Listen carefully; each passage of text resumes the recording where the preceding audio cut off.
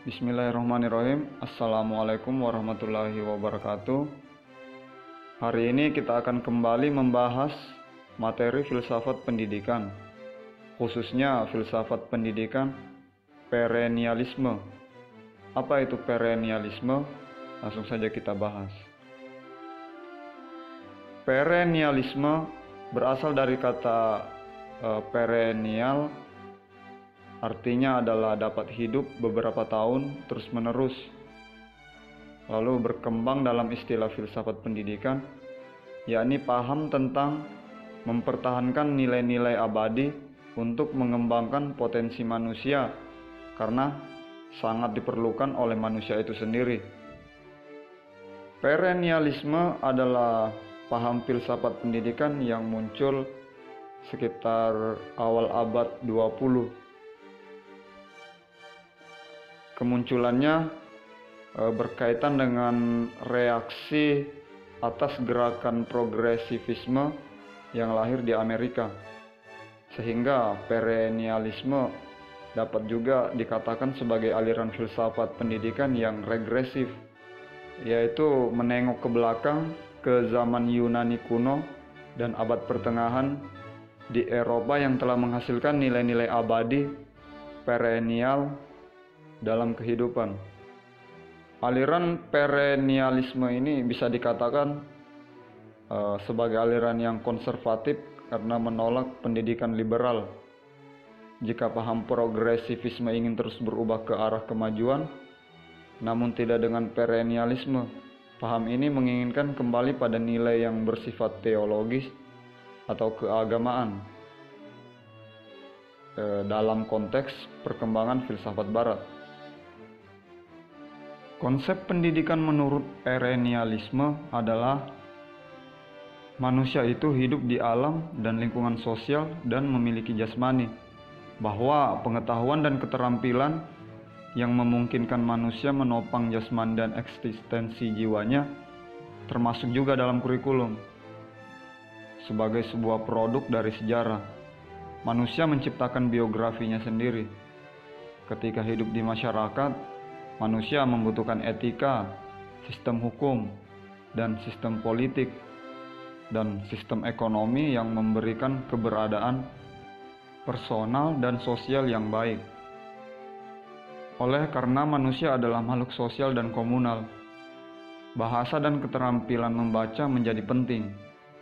Hal itu menyumbang komunikasi dan bentuk komunitas dasar utama pendidikan formal. Keterampilan membaca, berbicara, dan menulis adalah bagian penting pendidikan dasar manusia. Pendidikan atau education didefinisikan sebagai pembentukan umum kepribadian seseorang. Pada kasus anak, pendidikan mengarah kepada membesarkan dan mendidik anak secara total. Pendidikan merupakan proses total perkembangan manusia, mencakup lebih dari pengajaran formal yang mengambil tekanan pendidikan informal sama baiknya dengan pendidikan formal. Karya sekolah harus dipertimbangkan dalam hubungan untuk pengembangan kepribadian total.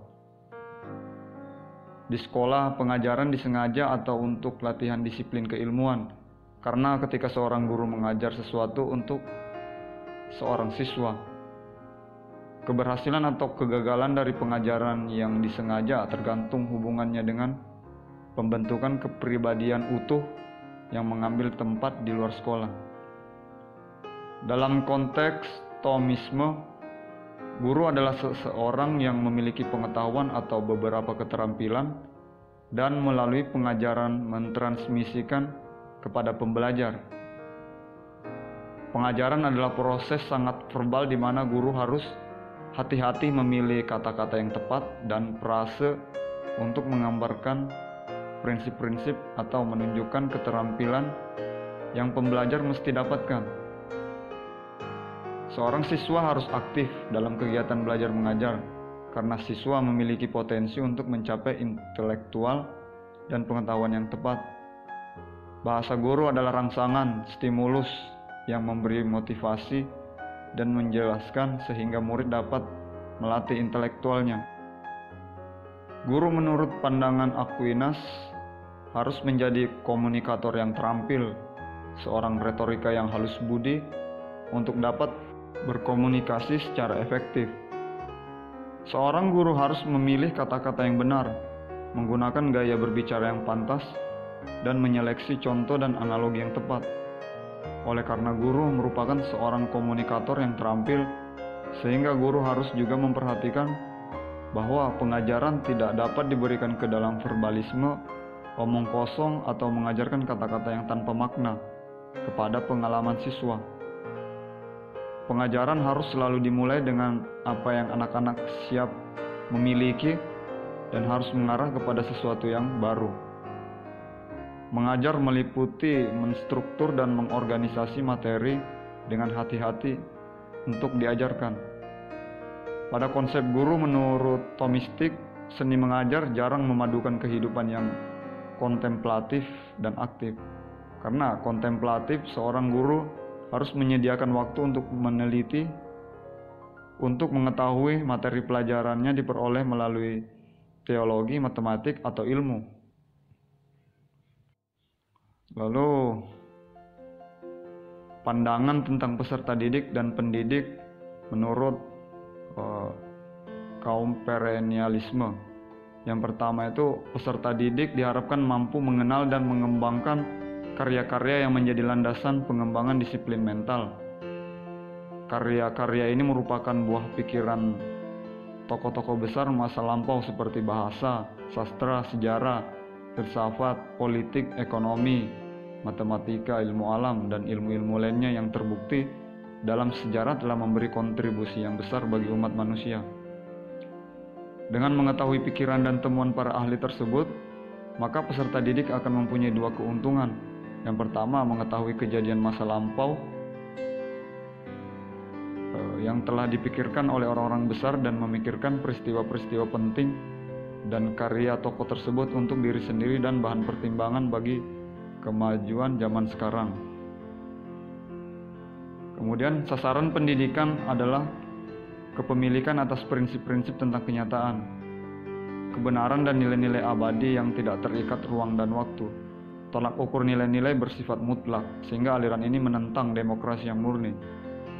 Masyarakat harus diperbaiki karena adanya degradasi moral dan dehumanisasi. Maka tugas utama pendidikan adalah mempersiapkan peserta didik ke arah kematangan akalnya. Keberhasilan anak dalam kematangan akal ini tergantung kepada guru.